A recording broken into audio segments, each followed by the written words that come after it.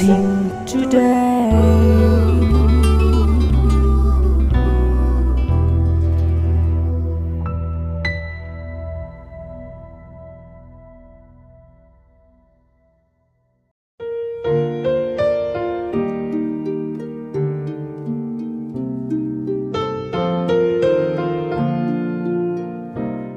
Welcome to blessing today.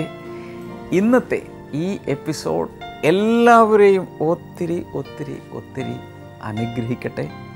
ഇന്നത്തെ episode sponsor ചെയ്തിരിക്കുന്നത് ഇന്ന് 8ാമത്തെ വെഡിങ് ആനിവേഴ്സറി ആഘോഷിക്കുന്ന അനിൽ ആൻഡ് സിനിമോൾ. നമുക്ക് ഒരുമിച്ച് ചേർന്ന് ഈ ദമ്പതികളെ അനുഗ്രഹിച്ച് പ്രാർത്ഥിക്കാം. ഞങ്ങൾ ഒരുമിച്ച് ചേർന്ന് കർത്താവെ അനിലിനെയും സിനിമോളെയും അനുഗ്രഹിക്കുന്നു. അവരുടെ ദാമ്പത്യ ജീവിതം അനുഗ്രഹിക്കപ്പെടട്ടെ. സകലവിധ അനുഗ്രഹങ്ങളാൽ അവരെ നിറയ്ക്കുമ്പോൾ തന്നെ കർത്താവ് യേശുവിൻ്റെ നാമത്തിൽ അവർക്ക് കുഞ്ഞുങ്ങൾ പിറക്കട്ടെ. ദൈവത്തിൻ്റെ ദാനമായ നല്ല പൈതങ്ങളെ നൽകി അവരെ അനുഗ്രഹിക്കുന്നതിനായി നന്ദി പറയുന്നു. അനിലിന് വേണ്ടി തൻ്റെ ജോലിക്കായി പ്രത്യേകിച്ച് പ്രാർത്ഥിക്കുന്നതിൽ വലിയ പ്രോഗ്രസ് ഉണ്ടാകട്ടെ. അവർ ചോദിച്ചതും ചോദിക്കാത്തതുമായ നന്മകളും അനുഗ്രഹങ്ങളും നൽകി ഈ കുടുംബത്തെ അങ്ങ് അനുഗ്രഹിക്കുന്നതിനാൽ നന്ദി പറയുന്നു. യേശുവിൻ്റെ നാമത്തിൽ തന്നെ ആമേൻ. Happy wedding anniversary Anil and Sinimol. God bless you and thank you so much for sponsoring today's episode.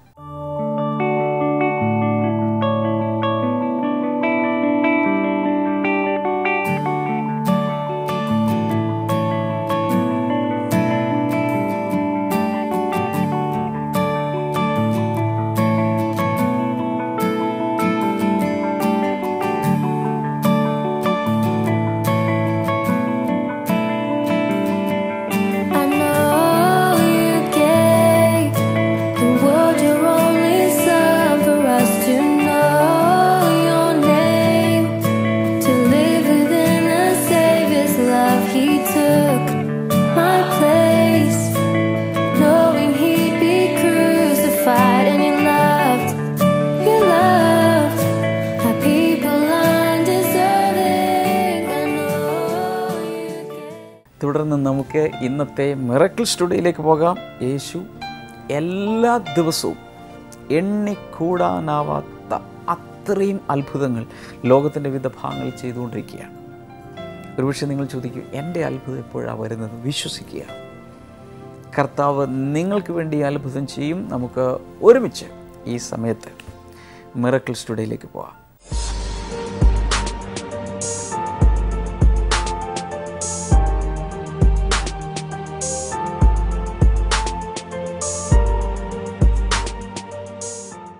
ഈ അമ്മച്ചിയുടെ പേര് ശ്യാമള എന്നാണ്.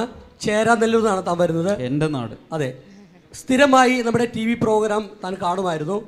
3 മാസങ്ങൾക്ക് മുമ്പ് തൻ്റെ വലത് ഭാഗത്ത് ഒരു ചെറിയ മുഴ വന്നായിരുന്നു. ഈ ഭാഗത്ത്. അതെ. അത് വളർന്ന് വലുതായി ഒരു വലിയ നാരങ്ങയുടെ വലിപ്പത്തിലായിരുന്നു.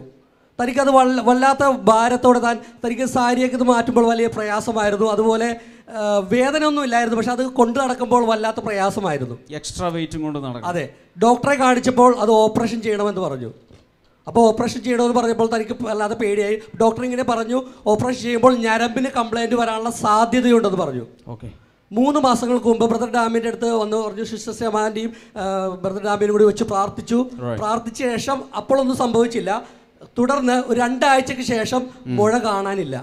ഓ, കുട്ടികളെ കാണാനില്ലെന്നൊക്കെ കേട്ടിട്ടുണ്ട്, മാല കാണാനില്ലെന്ന് കേട്ടിട്ടുണ്ട്, മുഴ കാണാനില്ല. That is great. ടെറൻസ് ബ്രദറെ, ഒരു കാര്യം പറയട്ടെ. ഏദൻ തോട്ടത്തിൽ ആദ്യത്തെ സർജറി നടത്തിയത് നമ്മുടെ കർത്താവാണ്. നമ്മളൊക്കെ എടുത്തു കളയോ, പക്ഷേ ഒരു പുരുഷനെ വെട്ടിപ്പൊളിച്ച് അതിനകത്ത് നിന്നൊരു സ്ത്രീയെ എടുത്ത സർജനാണ് നമ്മുടെ കർത്താവ്. ഹല്ലേലൂയ. ആരെങ്കിലും ഇവിടെ എക്സ്ട്രാ ഫിറ്റിങ്സുമായിട്ട് ഇരിപ്പുണ്ടെങ്കിൽ, മുഴയോ ആവശ്യമില്ലാത്ത വളർച്ചയൊക്കെ ആയിട്ട് അകത്തോ പുറത്തൊക്കെ ആയിട്ട് ഉണ്ടെങ്കിൽ, അതേ യേശു ഇവിടെ ഉണ്ട്. He's present. Doctor is in. ആ യേശു എന്ന ഡോക്ടർ ഇവിടെ എല്ലാവരെയും സൗഖ്യമാക്കാൻ പ്രാപ്തനാണ്. കർത്താവെ, നിന്റെ മകളെ അനുഗ്രഹിക്കുന്നു. ഇതേ പ്രശ്നമുള്ളവരോ മറ്റ് രോഗങ്ങളാൽ പ്രയാസപ്പെടുന്നവരോ ഇപ്പോൾ കർത്താവ് യേശുവിൻ്റെ നാമത്തിൽ സൗഖ്യമാകട്ടെ. ആമേൻ. ബ്രദർ, ഈ സഹോദരിയുടെ പേര് നീന തോമസ് എന്നാണ്. പച്ചാളത്ത് നിന്നാണ് വരുന്നത്. ഓക്കെ. ഒരു ടെക്സ്റ്റൈൽ ഷോപ്പിൽ അക്കൗണ്ടൻ്റായിട്ട് ജോലി ചെയ്യുന്നു. ഫെബ്രുവരി 3-ാം തീയതി സഹോദരി ആരാധനയ്ക്ക് ഇവിടെ വരുമ്പോൾ പനിയായിട്ടായിരുന്നു ഇവിടെ വന്നിരുന്നത്. തിരിച്ച് വീട്ടിൽ ചെന്ന് കഴിഞ്ഞപ്പോൾ ആ പനി കടുത്തു, ശക്തമായിട്ട് പനിച്ചു. 21 ദിവസത്തോളം ബെഡ് റിഡനായി പോയി. ഇതിനിടയിൽ 2 പ്രാവശ്യം ഹോസ്പിറ്റലിൽ ചെന്നപ്പോൾ ഡോക്ടർ പറഞ്ഞു ഈ ആംബിറ്റിൻ്റെ അകത്തൊരു ഗ്ലാൻഡ് ഫോം ചെയ്തിട്ടുണ്ടെന്ന് പറഞ്ഞു. അതിൻ്റെ ആംബിറ്റിൻ്റെ അകത്ത് ഒരു ഗ്ലാൻഡ് ഫോം ചെയ്തിട്ടുണ്ട്. അതിൻ്റെ തടിപ്പുണ്ട്, ആ മസിൽസിൻ്റെ അകത്തേക്ക് ഇത് ഇറങ്ങുന്നത് കൊണ്ടിട്ടാണ്, അതിൻ്റെയാണ് ഈ പനി എന്ന് പറഞ്ഞു. ഇവിടെ ഉപവാസ പ്രാർത്ഥന തുടങ്ങുന്നതിൻ്റെ തലേ ദിവസം ഞായറാഴ്ച ബ്രദറിൻ്റെ അടുത്ത് വന്ന് സഹോദരി പ്രാർത്ഥിച്ചു പോയി. ഉപവാസ പ്രാർത്ഥനയ്ക്ക് സഹോദരി വന്നു. ശക്തമായ പനി ഉണ്ടെങ്കിലും ഒരു ഞായറാഴ്ച പോലും ആരാധന മുടക്കിയില്ല. ജോലിക്ക് പോകാൻ പറ്റിയില്ല, പക്ഷെ ആരാധന മുടക്കിയില്ല. ഉപവാസ പ്രാർത്ഥനയ്ക്കും വന്നു. ഉപവാസ പ്രാർത്ഥന കഴിഞ്ഞ് ഞായറാഴ്ച ഇവിടെ ആരാധനയുടെ ഹീലിംഗ് മിനിസ്ട്രി നടന്നുകൊണ്ടിരിക്കുന്നതിനിടയിൽ ഈ വേർഡ് തന്നെ ബ്രദർ ഇങ്ങനെ വിളിച്ചു പറഞ്ഞു, ആംബിറ്റിന്റെ അകത്ത് ഗ്ലാൻഡ് ഫോം ചെയ്തിട്ട് അതിൽ വേദന അനുഭവിക്കുന്ന വ്യക്തിയെ യേശു സൗഖ്യമാക്കുന്നു എന്ന് വിളിച്ചു പറഞ്ഞു. ആംബിറ്റിന്റെ അകത്ത് കൈയുടെ ഈ ഭാഗത്ത് കക്ഷത്തിലായി മുഴയുള്ളൊരു വ്യക്തിയെ കർത്താവ് സൗഖ്യമാക്കും. In the name of Jesus, I release healing. ശരിയാണോ? ഈ കക്ഷത്തിന്റെ അകത്തുള്ള അത് അങ്ങനെ തന്നെ ഇവിടെ വിളിച്ചു പറഞ്ഞു. അതേ വേർഡ് തന്നെ വിളിച്ചു പറഞ്ഞു. ഡോക്ടറും പറഞ്ഞു നിന്റെ ആംബിറ്റിന്റെ അകത്ത് ഗ്ലാൻഡ് ഫോം ചെയ്തിട്ടുണ്ട്, അതിന്റെയാണ് ഈ പനി എന്ന് പറഞ്ഞു. എല്ലായിടത്തും ഒരേ വേർഡാണ് വന്നിട്ടുള്ളത്. കർത്താവ് ആ സ്ഥലത്ത് തൊട്ട് സൗഖ്യമാക്കി. അത് സഹോദരി പറഞ്ഞു, അതിനുശേഷം എൻ്റെ വേദനകൾ കുറഞ്ഞു പൂർണ്ണമായിട്ടും. പിന്നെ ഞാൻ മരുന്നെടുത്തിട്ടില്ല, ഒരു കാര്യം ചെയ്തിട്ടില്ല, എൻ്റെ പൂർണ്ണമായിട്ടും വേദന സൗഖ്യമായി, പനി വിട്ടുമാറി. നന്ദി പറയാം. നമ്മൾ അനുഭവിക്കുന്ന അതേ പ്രശ്നങ്ങൾ അതുപോലെ അറിയുന്നൊരു യേശുവാണ്. നിങ്ങളിവിടെ ഇരിക്കുമ്പോൾ നിങ്ങൾക്കൊരു പ്രശ്നം കാണും, അതുപോലെ തന്നെ ഇവിടെ നിന്ന് വിളിച്ചു പറയണമെന്നൊന്നുമില്ല, വിളിച്ചു പറഞ്ഞില്ലെങ്കിലും യേശുവിനെ അതറിയാം. കർത്താവ് കൊടുത്ത ഈ സൗഖ്യത്തിനായി നന്ദി. ഇതേ സമയം രോഗികൾ എല്ലായിടങ്ങളിലും സൗഖ്യമാകട്ടെ ഇൻ ജീസസ് നെയിം. ഇന്നലെ നമ്മളൊരു പുതിയ സന്ദേശ പരമ്പര ആരംഭിച്ചു. കഴിഞ്ഞ തിങ്കളും ചൊവ്വയും യേശുവിൻ്റെ കഷ്ടാനുഭവങ്ങളെക്കുറിച്ച് നമ്മൾ കണ്ടെങ്കിൽ, ഇന്നലെ നമ്മൾ ആരംഭിച്ചിരിക്കുന്നത് ദ പേർപ്പസ് ഓഫ് സഫറിങ്, കഷ്ടതയുടെ ഉദ്ദേശ്യം എന്ത്, നമ്മുടെ ജീവിതത്തിലെ കഷ്ടതയുടെ ഉദ്ദേശ്യം.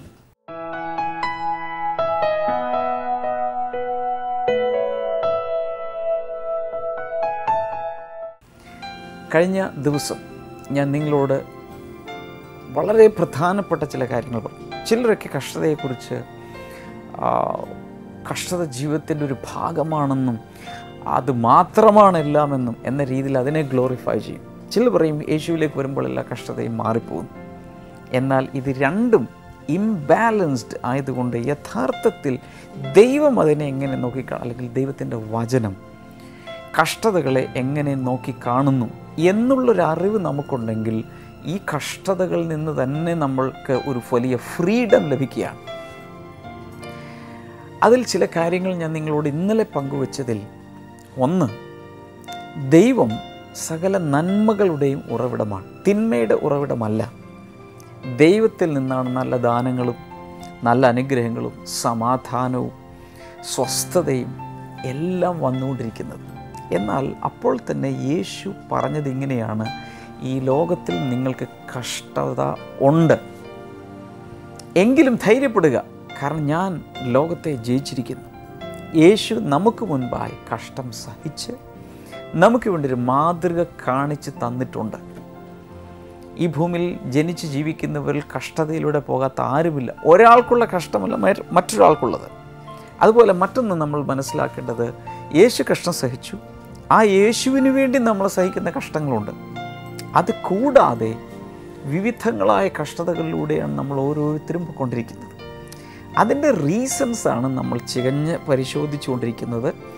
അതിൽ രണ്ടെണ്ണം ഞാൻ നിങ്ങളോട് പറഞ്ഞതിൽ ആദ്യത്തേത്, we suffer because we are a part of a fallen raise.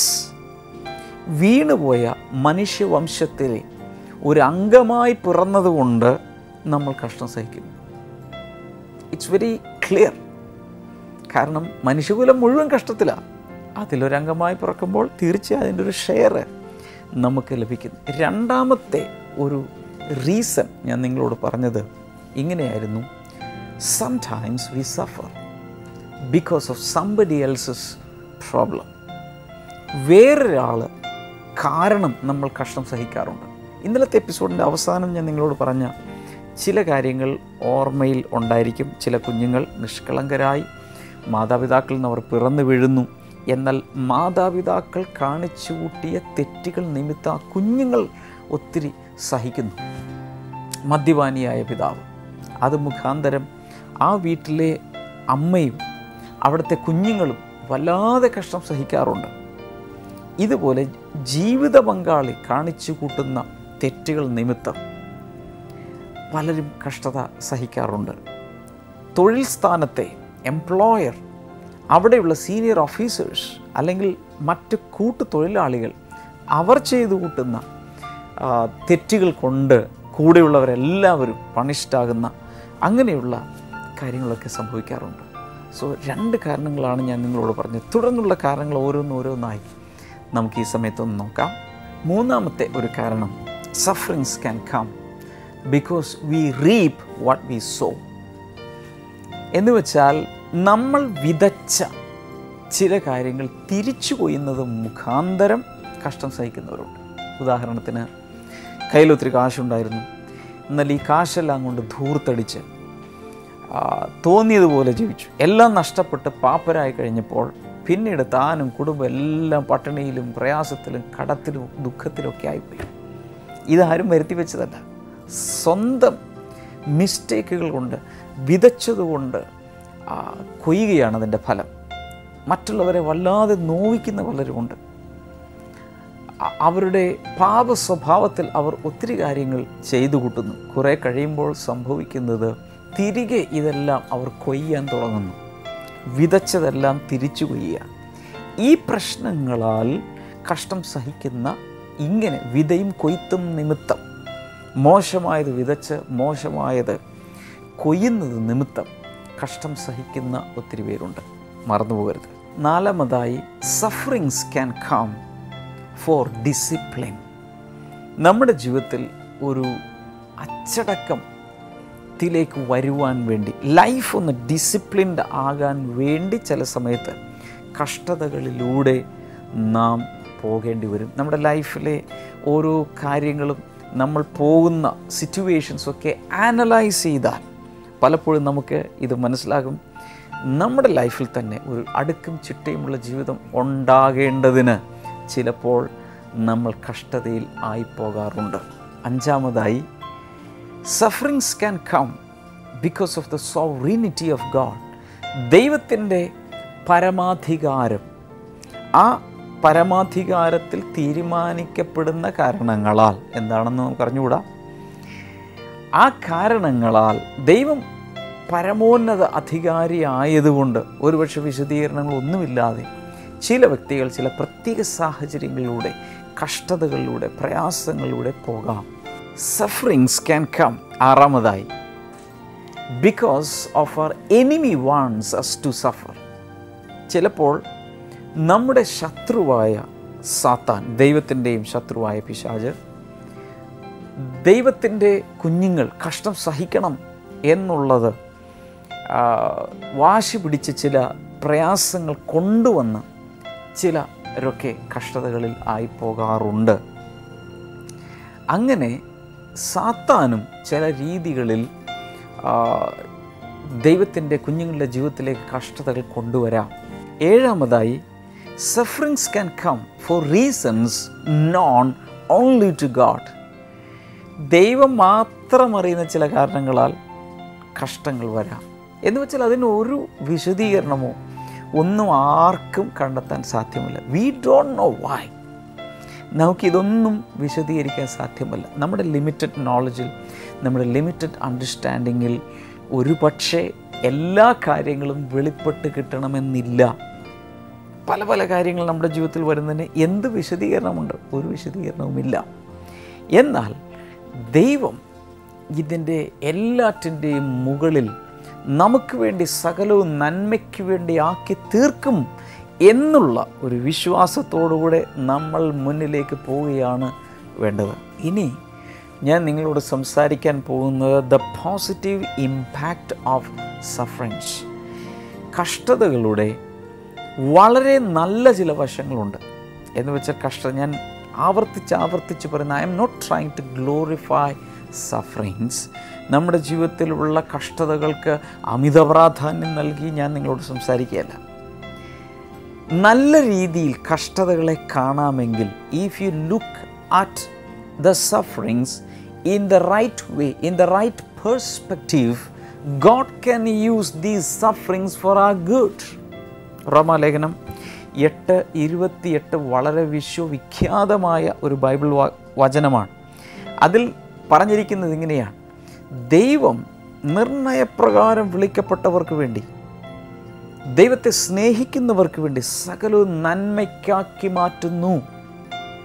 അങ്ങനെ ദൈവം നമ്മുടെ ജീവിതത്തിലേക്ക് വരുന്ന ഈ മോശമായ സാഹചര്യങ്ങളെ, അല്ലെങ്കിൽ ഈ പ്രശ്നങ്ങളെ, പ്രയാസങ്ങളെ ദൈവത്തിന് നല്ലതിനു വേണ്ടിയാക്കി മാറ്റാൻ കഴിയും. അതിനെല്ലാം ദൈവം തിരിച്ച് നന്മയ്ക്ക് വേണ്ടി നമ്മുടെ ലൈഫിലേക്ക് നൽകാൻ യേശുവിന് സാധിക്കും.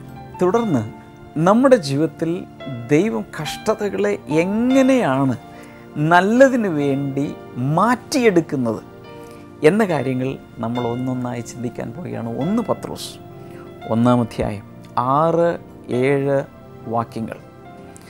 വളരെ വളരെ വളരെ പ്രധാനപ്പെട്ടൊരു സത്യം പത്രോസ് എന്ന തൻ്റെ ശിഷ്യനിലൂടെ ദൈവം വെളിപ്പെടുത്തുന്നുണ്ട്.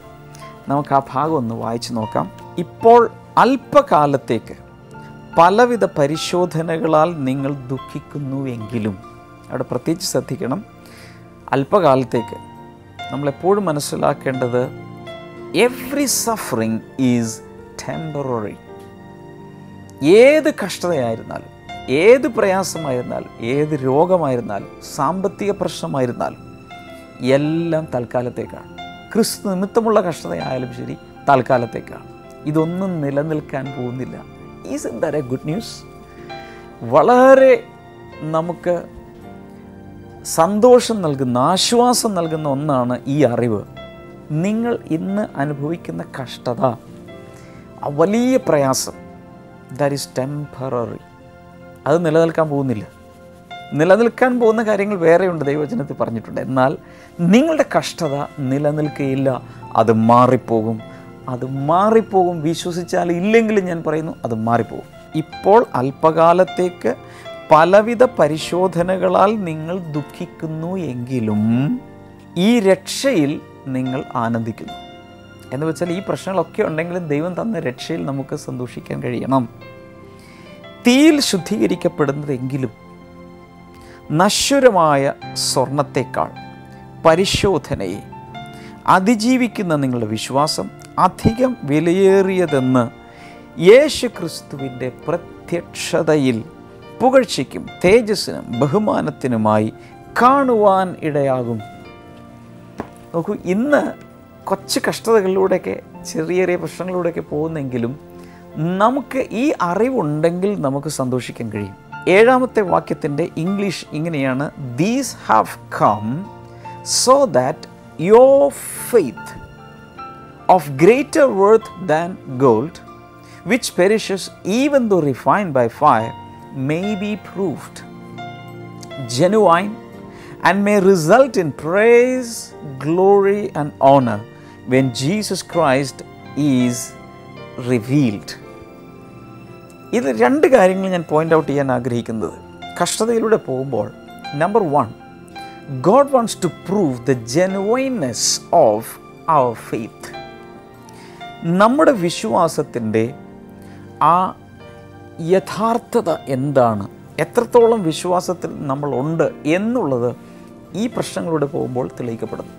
രണ്ടാമതായി, praise, glory and honour will be given to Jesus when he returns. ഇതിലൂടെ യേശു ക്രിസ്താവ് മടങ്ങി വരുമ്പോൾ വലിയ മഹത്വവും ബഹുമാനവും എല്ലാം ലഭിക്കുവാൻ ഇടയാകും.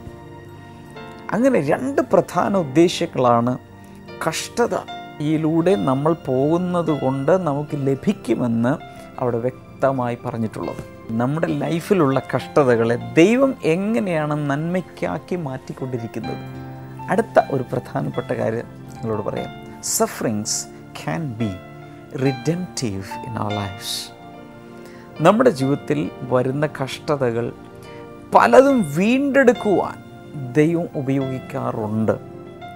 പ്രത്യേകിച്ചും ദൈവത്തോടുള്ള നമ്മുടെ അടുപ്പം, നമ്മുടെ ആത്മീയത, ഇതിനൊക്കെ വീണ്ടെടുക്കാൻ പലപ്പോഴും ഉപയോഗിക്കാറുണ്ട്. ഒരു ഉദാഹരണം പറഞ്ഞാൽ, പഴയ നിയമത്തിൽ ഒരു പ്രവാചകനുണ്ടായിരുന്നു. ചെറിയ പ്രവാചകനൊന്നുമല്ല, വലിയൊരു പ്രവാചകനാണ്. പേര് യോന അല്ലെങ്കിൽ ജോന. അദ്ദേഹത്തോട് ദൈവം ഒരു സ്ഥലത്തേക്ക് പോകാൻ പറഞ്ഞു.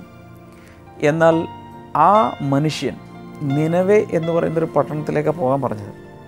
എന്നാൽ ഈ പ്രവാചകൻ നേരെ തിരിച്ച് തർഷീഷ് എന്ന് പറയുന്നൊരു സ്ഥലത്തേക്ക് അദ്ദേഹം യാത്രയായി. തർഷീഷ് എന്ന് പറയുന്ന സ്ഥലത്തേക്ക് യാത്രയായപ്പോൾ നമ്മളൊരു കാര്യം അവിടെ മനസ്സിലാക്കേണ്ടത്, നിനവെ പട്ടണത്തിൻ്റെ ഓപ്പോസിറ്റ് ഡയറക്ഷനിലാണ് തർഷീഷ്. നേരെ ഓപ്പോസിറ്റ് ഡയറക്ഷനിൽ താൻ പോയി.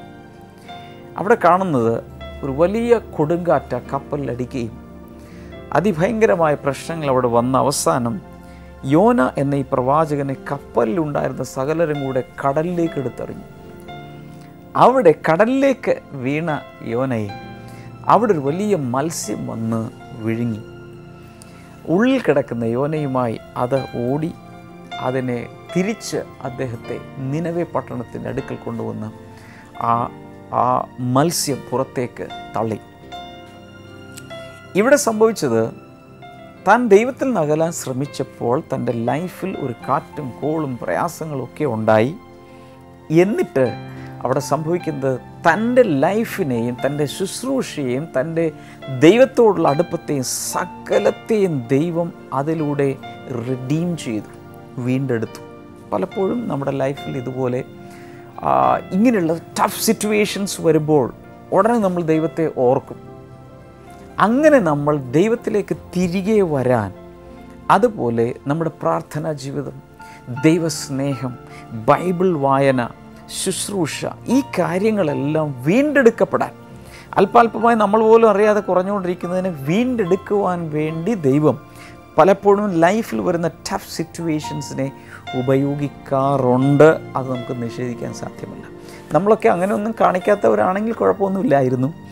എന്നാൽ ദൈവം ഇങ്ങനെയുള്ള ടഫ് സിറ്റുവേഷൻസിലൂടെയും നമ്മെ പലതിലേക്കും വീണ്ടെടുത്ത് നടത്താറുണ്ട്. അതൊക്കെ ചെയ്യുമ്പോൾ ഓർക്കണം, ദൈവം നമ്മുടെ നന്മയ്ക്ക് വേണ്ടിയാണ് ഇതെല്ലാം വഴിതിരിച്ചു വിട്ട് നല്ല രീതിയിലാക്കി തീർക്കുന്നത്. ഇതുവരെ കേട്ടുകൊണ്ടിരുന്ന ഈ സന്ദേശത്തിൻ്റെ തുടർച്ച നാളെ ഞാൻ നിങ്ങളോട് പറയുന്നതായിരിക്കും. നാളത്തെ എപ്പിസോഡ് കാണാൻ മറക്കരുത്. കാരണം ഇത് വളരെ വളരെ വളരെ പ്രധാനപ്പെട്ട ഒരു സന്ദേശ പരമ്പരയാണ്. ഒത്തിരി കാര്യങ്ങൾ നമ്മൾ ഇതുവരെ കേട്ടിട്ടില്ലാത്ത, ഇതുവരെ മനസ്സിലാക്കിയിട്ടില്ലാത്ത കാര്യങ്ങൾ ഈ വചന ശുശ്രൂഷയോട് നമ്മൾ പഠിക്കാൻ പോവുകയാണ്. So never miss any one single message. ഈ സമയത്ത് ഞാൻ നിങ്ങൾക്ക് വേണ്ടി പ്രാർത്ഥിക്കാം. നല്ല കർത്താവേ, ജനത്തിനായി പ്രാർത്ഥിക്കുന്നു. ദൈവിക നന്മകൾ അവരിൽ വന്ന് നിറയട്ടെ. പ്രത്യേകിച്ച് രോഗികൾ സൗഖ്യമാകട്ടെ. ഞാനിത് പറയുമ്പോൾ ഒരു കട്ടിലിൽ വളരെ ശരീരം കട്ടിലിനോട് പറ്റിക്കിടക്കുന്ന ഒരു സഹോദരനെയാണ് ഞാൻ കാണുന്നത്. ഒരു 45-50 വയസ്സിന് മുകളിൽ പ്രായമുണ്ട്. നിങ്ങൾ ഉടുത്തിരിക്കുന്നത് ഒരു കള്ളിമുണ്ട്, ലുങ്കിയാണ് നിങ്ങൾ ഉടുത്തിരിക്കുന്നത്. എന്നാൽ കർത്താവ് കിടപ്പിലായിരിക്കുന്ന നിങ്ങളെ കർത്താവ് രക്ഷിക്കുവാൻ, എഴുന്നേൽപ്പിക്കുവാൻ ആഗ്രഹിക്കുന്നു. യേശുവിൻ്റെ നാമത്തിൽ ഒരു വലിയ വിടുതൽ ഇപ്പോൾ ഉണ്ടാകട്ടെ. കർത്താവ് യേശുവിൻ്റെ നാമത്തിൽ അത് ഉണ്ടാകട്ടെ. ആ വ്യക്തി എഴുന്നേൽക്കട്ടെ, രോഗം മാറിപ്പോകട്ടെ എന്ന് ഞാൻ പ്രാർത്ഥിക്കുന്നു. അതുപോലെ ക്ഷയരോഗം ബാധിച്ച ചില വ്യക്തികളെ കർത്താവ് സൗഖ്യമാക്കുന്നു. ആസ്മ രോഗികൾ സൗഖ്യമാകട്ടെ. എല്ലാവിധ ദീനവും രോഗവും യേശുവിൻ്റെ നാമത്തിൽ പരിപൂർണമായി സൗഖ്യമാകാൻ തുടങ്ങട്ടെ. Thank you Lord. In the mighty name of Jesus അത് സംഭവിക്കട്ടെ. ഫിസ്റ്റൂല എന്ന രോഗം സൗഖ്യമാകട്ടെ. പൈൽസ് രോഗം സൗഖ്യമാകട്ടെ. Thank you Lord. In the name of Jesus അത് സംഭവിക്കട്ടെ. ഹെർണിയ എന്ന രോഗം സൗഖ്യമാകട്ടെ. എല്ലാവിധ ക്യാൻസറുകളും സൗഖ്യമാകട്ടെ. കുഞ്ഞുങ്ങളില്ലാത്തവർ കുഞ്ഞുങ്ങൾ ഉണ്ടാകട്ടെ. അങ്ങയുടെ നാമത്തിൽ ജനത്തെ അനുഗ്രഹിച്ചിരിക്കുന്നു. യേശുവിൻ്റെ നാമത്തിൽ തന്നെ ആമേൻ. നാളെ ഞാൻ നേരത്തെ പറഞ്ഞതുപോലെ നമ്മുടെ സന്ദേശം തുടരും. നാളെ നമുക്ക് വീണ്ടും കാണാം. ഇപ്പോഴേ പ്രാർത്ഥിക്കുകയും ഒരുങ്ങുകയും ചെയ്യുക. God bless you. See you tomorrow. Bye. Welcome back to Bible and new. ഇന്നത്തെ ചോദ്യം ഇതാണ്: 12 അപ്പോസ്തലന്മാരെ നിയമിച്ചത് എവിടെ വെച്ച്? Where where the 12 disciples appointed? Options: A മലമുകളിൽ വെച്ച്, ബി പടകിൽ വെച്ച്, സി വീട്ടിൽ വെച്ച്, ഡി സിനഗോഗിൽ വെച്ച്.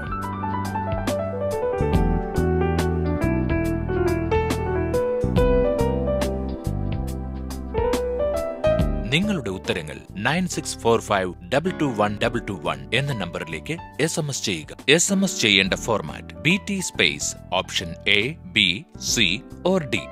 നിങ്ങളുടെ ഉത്തരങ്ങൾക്ക് OM ബുക്സ് നൽകുന്ന നല്ല അടിപൊളി സമ്മാനങ്ങൾ ഞങ്ങൾ അയച്ചു തരണമാണ്.